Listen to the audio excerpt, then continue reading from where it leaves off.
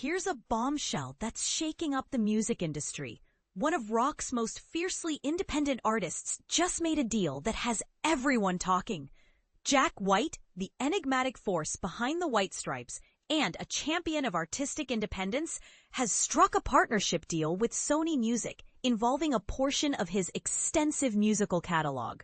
Multiple industry insiders have confirmed this surprising move to The Hollywood Reporter. Though the exact financial details remain shrouded in secrecy, but here's where it gets controversial. This isn't your typical sell everything and walk away scenario that we've seen with other legendary artists. Unlike many veteran musicians who've completely liquidated their catalogs for massive paydays, White has chosen a more nuanced approach. He's only parting with a stake in his collection, keeping the specifics of the percentage under wraps. The deal, which quietly wrapped up during the summer months, grants Sony access to White's remarkable body of work spanning his entire musical journey. This includes his groundbreaking recordings with the White Stripes, his diverse solo ventures, plus his collaborative efforts with the Raconteurs and the Dead Weather. For those unfamiliar with White's business philosophy, this move might seem contradictory to his reputation. White has long been viewed as a maverick who prioritizes artistic control over commercial convenience. He's built his career around his independent label, Third Man Records, which has served as the home base for his creative output since the White Stripes disbanded.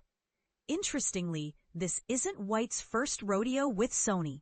The entertainment giant's flagship Columbia Records previously partnered with White back in 2012 for his solo recording contract. Working alongside his beloved Third Man Records after the White Stripes called it quits. And this is the part most people miss. Sources close to the situation emphasize that White retains creative control over his existing recordings. Additionally, any future musical projects remain completely outside Sony's reach, suggesting this deal was carefully structured to protect White's artistic autonomy. When approached for official statements, Sony Music representatives chose to remain silent about the acquisition details. While White's team hasn't responded to inquiries either. To understand why this deal matters, let's dive into White's extraordinary legacy. The Detroit-born musician first exploded onto the scene in the early 2000s as the creative powerhouse behind the White Stripes.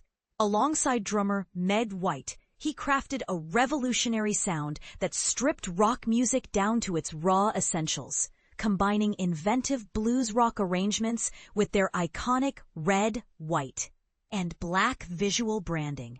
The White Stripes didn't just make music. They created a cultural phenomenon. Their 6 studio albums, including the critically acclaimed White Blood Cells and Elephant, earned them 6 Grammy Awards between 2004 and 2011. They delivered unforgettable hits like the nostalgic We're Going to Be Friends and the garage rock anthem Fell in Love with a Girl. However, their crown jewel remains Seven Nation Army, featuring that instantly recognizable guitar riff that's become the unofficial soundtrack of sporting events worldwide and achieved double platinum status. Come November, the White Stripes will receive their ultimate vindication when they're officially inducted into the Rock Roll Hall of Fame. But White's genius extends far beyond his most famous band. With the Raconteurs, he demonstrated his versatility through hits like Sketty, As She Goes, and Salute Your Solution. Both their albums, Consolers of the Lonely and Broken Boy Soldiers, received Grammy nominations for Best Rock Album. His work with the Dead Weather proved equally successful, with all 3 of their albums breaking into the Billboard Top 10. As a solo artist, White has been virtually unstoppable. His first 3 solo releases all claimed the #1 spot on the charts. His most recent effort, No Name, showcased his innovative marketing approach last year.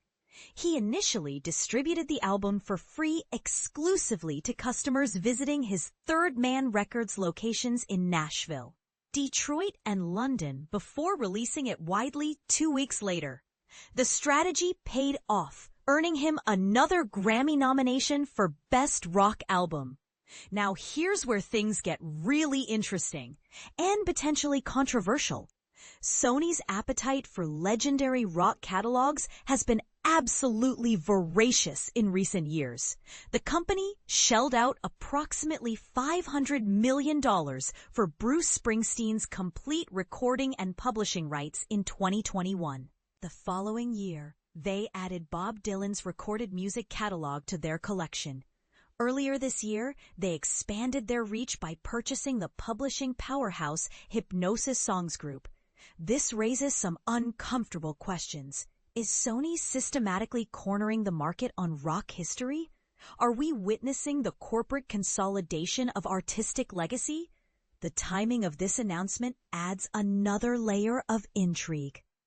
Coinciding with White's recent headline-grabbing political commentary, last month, the outspoken musician found himself in a heated public exchange with Donald Trump's administration after criticizing the former president's vulgar, gold-leafed, and gaudy Oval Office redesign on Instagram. When a Trump official dismissed White as a washed-up has-been loser, the rock star fired back with a blistering multi-page response, declaring Trump a danger to not just America, but the whole world. In his characteristically blunt style, White defended his perspective by saying, "I'm a human being raised in Detroit.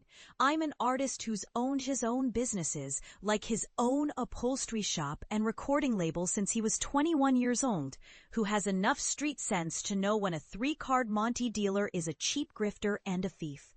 So here's the million-dollar question that's dividing the music community. Has Jack White, the poster child for artistic independence, compromised his principles for financial gain? Or has he simply found a clever way to secure his legacy while maintaining creative control? What do you think? Is this a smart business move that protects White's artistic vision, or does it represent the slow erosion of independent music? Should legendary artists cash in on their catalogs while they're still alive?